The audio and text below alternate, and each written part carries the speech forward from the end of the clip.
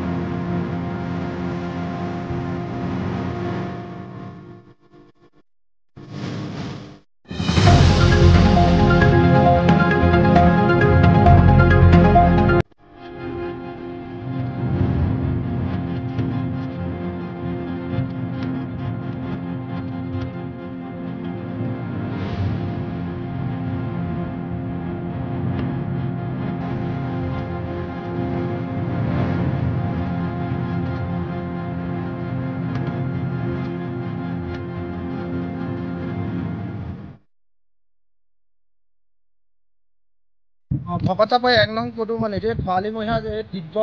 গৰাখহনীয়াৰ সৃষ্টি হৈছে কিন্তু বাৰিষা সময়লৈ এই যে গাঁও 1 নং পদুমণিত থাকিব তাৰ নিশ্চিত নাই কিন্তু আমাৰ মাজুলী বিধায়কজনক কেইবাবাৰ বিনয় কৰাৰ পিছতো তেখেতে ব্ৰহ্মপুত্ৰ বৰ্ডৰ লগত কথা পাতি এই কামটো তৎকালীন কৰি দিম বুলি ৰাইজৰ আগত প্ৰতিশ্ৰুতি দিছিল কিন্তু প্ৰতিশ্ৰুতি হৈ ৰ'ল আৰু ইয়াৰ আগত খহনীয়াত এঘৰ মানুহ বহি থকা জেগাৰ পৰা আকৌ বেলেগ জেগালৈ উঠি যাবলগীয়া পৰিস্থিতি হৈছে ব্ৰহ্মপুত্ৰ বৰ্ডে কিন্তু আজিলৈকে কোনো কাম হাতত নোলোৱা বাবদ আজি ভকতচাপৰি 1 নং পদুমণি নদীৰ বুকুত জাহ যাব বুলি এই ব্ৰহ্মপুত্ৰ বৰ্ডৰ অৱহেলা কাম এই গাঁওখন উচ্ছেদ হৈ যাব আৰু কেইদিনমানৰ পিছতে কিন্তু ব্ৰহ্মপুত্ৰ বৰ্ডে কোনো সুৰক্ষা লম কৰি আজি আমি যোৱা তেখেতলোকে কাম কৰিম বুলি কোৱা আজি এবছৰ পাৰ হৈ গ'ল কিন্তু আজিলৈকে এটা পাঞ্জুপাঙৰ খুটাও যদি 1 নং পদুমণিত দিলেহেঁতেন তেতিয়া কোনো ক'বলগীয়া নাছিল কিন্তু এই ব্ৰহ্মপুত্ৰ বৰ্ডে এই ভকতচাপৰি এৰিয়াটো উঠি যাব মানে লগীয়াহে কৰিছে বুলি আমি ভাবিছোঁ